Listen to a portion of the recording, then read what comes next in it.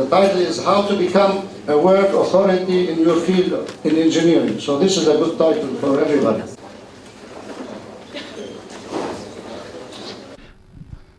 Welcome, ladies and gentlemen.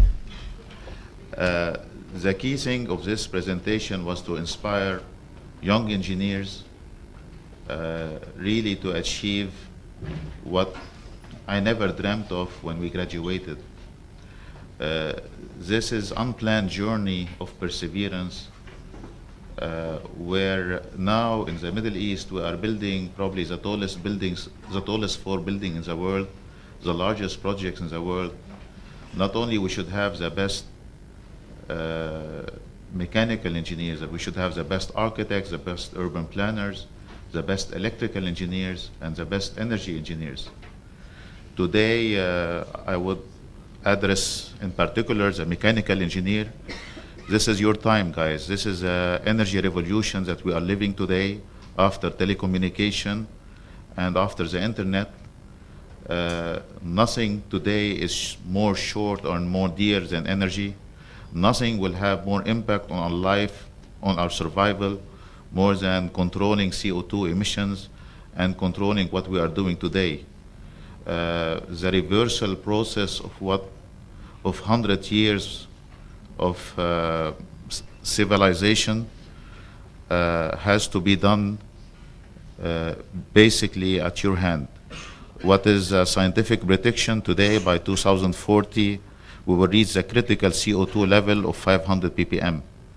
This level means that we will not have any coral in the seas, no fish can survive, they will not have habitat, we will have uncontrolled weather patterns, and this is where your generation can play a role. I hope I can inspire a lot of you to take it on, and more probably mechanical engineers were always minority in the faculty here among students and staff. I hope we see more of them because this is your era. What we were addressing here, basically engineers who were trying to find their call. It's very important to start right. So when I've been involved in hiring from AUB for the last few years, and I saw a lot of you that are receiving on average 10 job offer per graduate, which is honoring and a little bit overwhelming. And it's making you more confused than ever to choose a job. So probably this is where you need to look inside. Don't look at the money. Money will come. Look really, I mean, what do you love? The biggest probably career reward in your life is when you work in something you really admire. To achieve anything in life, it needs passion. So find your passion, follow it to get there. Second thing, it is ethics. An old trader from Lebanon told me a long time ago, I'll speak a little bit in Arabic, that definition of تاجر, which is trader in Arabic, ت هي لتقي، ألف لأمين، جين لجريء، را لرؤوف. These are, I mean, which in English stand for a trader should be pious, should be honest, should be courageous, and should be merciful. So we have three highlight over ethics. So here, wherever you sign a job, make sure that you are committing to your signature, because many of you are jumping from one job to another just for $500 a month. Money is important, but and I will never underestimate it, but study it, get the best options that you like in the best fields that you love and admire.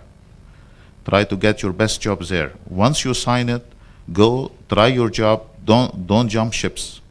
And this is a complaint that has been the last 2-3 years happening in UAB. I'm hearing it happened with us, and it happened with many other companies, and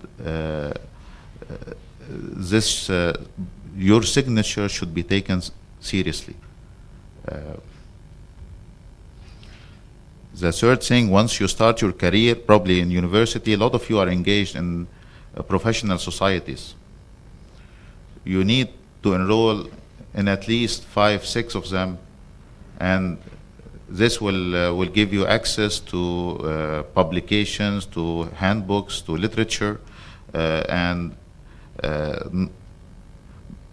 here many are members in this society, receive the magazine and throw it aside. In my career, I used to have 2 hours lunch break.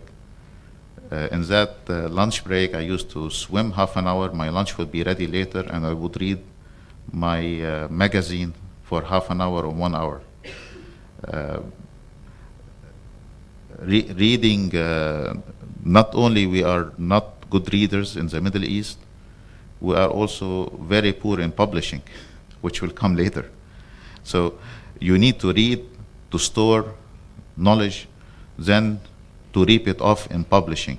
Once you publish, you will, anything, you'll see that you are squeezing your brain into a paper, and you start appreciating other people writing. Then you will understand how much effort is put into this paper, and you start taking this seriously. Train and certify to the best useful software. Today, in our field, I mean, there are extensive software. In my small firm today, we have in excess of $200,000 of specialized software. These today has to do with building simulations that combine estimated building energy with daylight harvesting, with rotation of buildings. These tools we never dreamt of in our time. We were happy with Carrier HAP program, and that was it.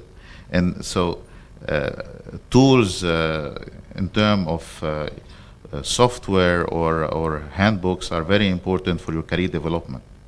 Exposure and experience, nothing gives you exposure more than real job in life. So this is where you can enhance your skill quite fast. Again, I'm re-enhancing the reading part. Also, your suppliers' relationship give you good access to what's happening in the market, and can give you fast feedback. Then the hard part, research and publications. Though you find it a little bit hard, and found it a little bit intimidating in the beginning, because we don't know from where to start. 5 of my staff has published 5 articles in the last 5 months, and I have to give them the title and put the editor of the magazine on their head, and keep pushing them until they produce these publications. You need to find an atmosphere, somebody to encourage you. Ask people who published before what need to be done. It's quite easy. Once you are in the circle, you will find a lot of topics to write about. Then, because of these tools today, you don't have to stay at work late. Most of my guys at 6 o'clock, they leave. Most of them are in the gym. Today, because of these enhanced tools, the young generation is able to really have a much more balanced life than we had. We encourage you to do that. I mean, it's not being an authority. It doesn't mean you have to work 20 hours a day. Having a balanced life is very important. What makes you a human being is much more than your work. And then wisdom. Be humble and confident. I always say that the knowledgeable are the ignorant, because they know how much they don't know. Being confident does not mean that you should be arrogant. Humbleness is probably knowledge humbles you, and being humble will always bring you more people. You'll be more approachable. You'll be more recognized. uh, and sharing your knowledge. If God gives you knowledge and you don't share it, it's like lighting a candle inside a closet. So particularly in engineering, I meet a lot of people and saying this is proprietary know-how and nobody know about them. When we started publishing, we started getting more and more business and more reward. Many people tell me, what do you get out of this? This is a waste of time. This waste of time is giving you standing in the market, is letting you take outstanding job. Our firm today has designed 1 million ton of refrigeration and more than 15 million square foot of green buildings are being undertaken by our firm today. Recognition bring you success, bring you more business. Don't think it's a waste of time. Little bit about district energy. It's I'll go to the second slide, show you a little bit. The tank in the front is a thermal storage tank where it can store chilled water at night and be used during the day. This can be used as either load shifting or load leveling, which save 20% of the load. You can see probably it's a little bit dull from the projector. It has cooling towers, chillers, piping distribution network, and it sell cooling to maybe 200 or 300 building. You sell them cold water for air conditioning purpose by the meter. So it's a utility business. It constitutes of a plant, piping network, and engineer transfer station.